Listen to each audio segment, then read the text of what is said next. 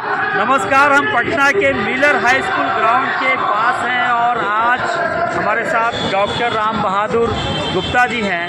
तेली हुंकार रैली है और ये शिवहर से आए हैं। तेली हुंकार रैली में शामिल हुए हैं।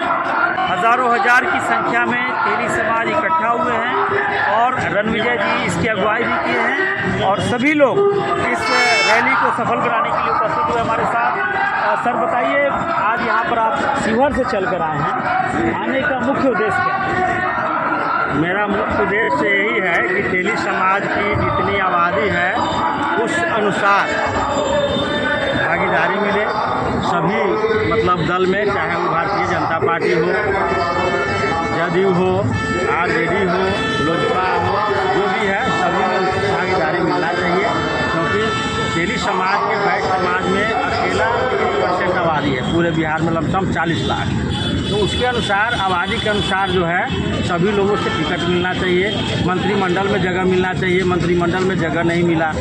आज तक आरजेडी में मंत्रिमंडल बना लेकिन 2 विधायक तेली का रहे, लेकिन कभी मंत्री नहीं बनाया।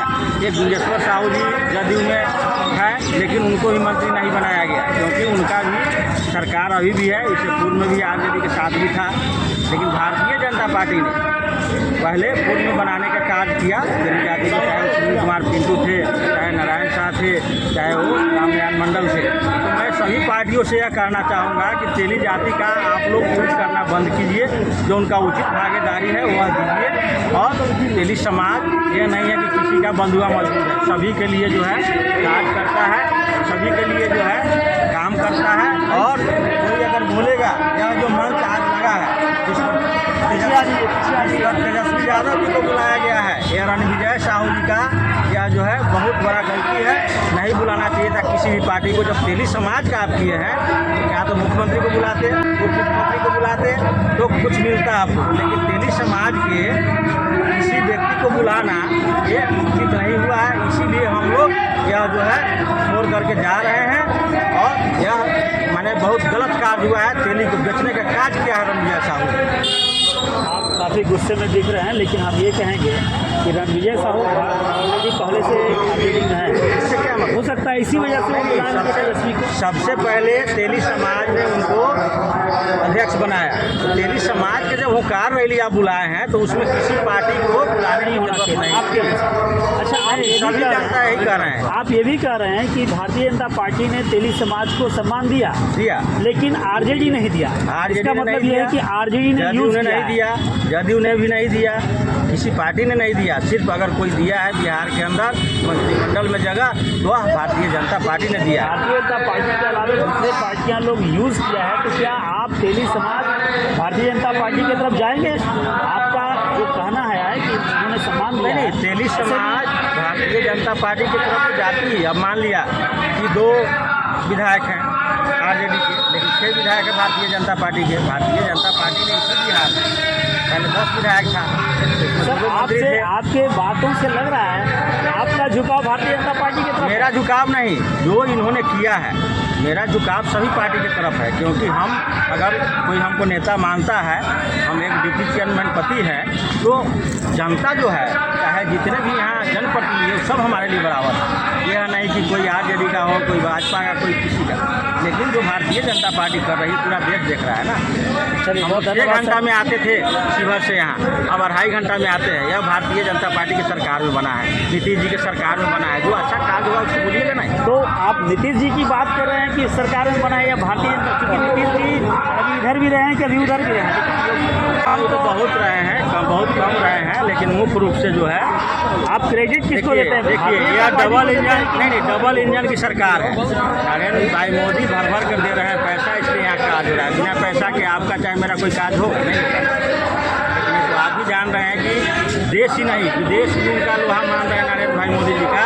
जो अच्छा, अभी दिल्ली की जीत हुई है सर, हम आपसे दिल्ली पर आया तो दिल्ली की प्रचंड जो जीत हुई है 27 साल के बाद भारतीय जनता पार्टी की, आप कैसे देखते हैं? देखिए, भारतीय जनता पार्टी के जो जीत हुई है, भारतीय जनता पार्टी के यशस्वी प्रधानमंत्री जो लोग किए हैं, हर सभी जातियों में किसी को राशन दिया जाता है तो जाति नहीं पूछा जाता है, किसी को प्रधानमंत्री खाली आवाज़ दिया जाता है, जाति नहीं पूछा जाता है। डेफिनेटली ये तो सही नहीं, है। किसी को 5 लाख तक के जो कार्ड आज जो उन्होंने किया है आयुष्मान कार्ड, इसको जाति नहीं पूछा जाता है।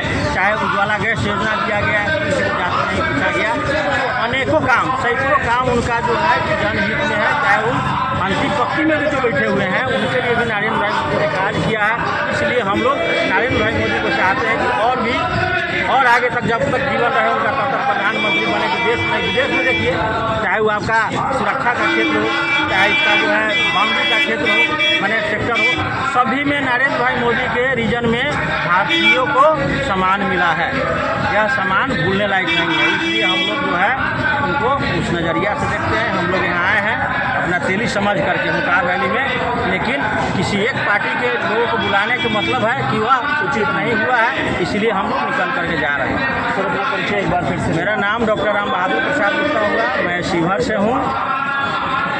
वहाँ डिप्टी चेयरमैन श्रीमती पार्वती देवी जी के मैं पति हूँ।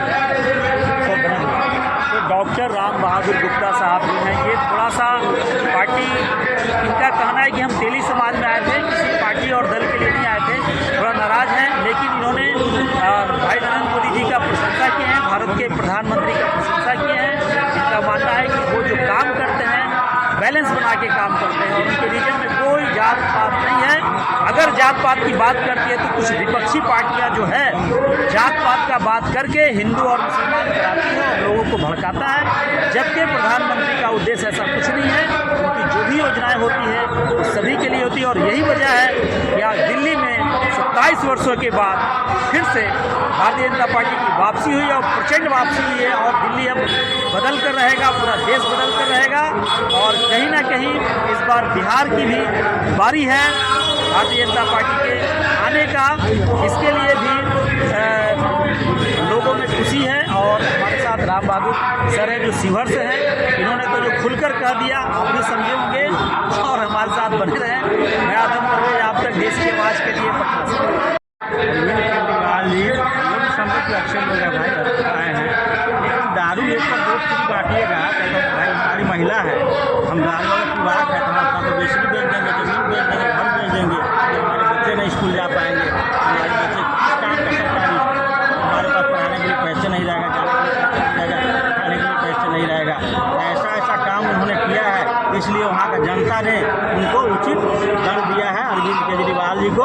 और भारतीय जनता पार्टी की जो सरकार दिल्ली में बनी है और डबल इंजन की सरकार है, नरेंद्र भाई मोदी जी के नेतृत्व में चल रही है, इसलिए हम लोगों को पूरे देश के लोगों को भरोसा हुआ। मेरा भी बहुत धन्यवाद।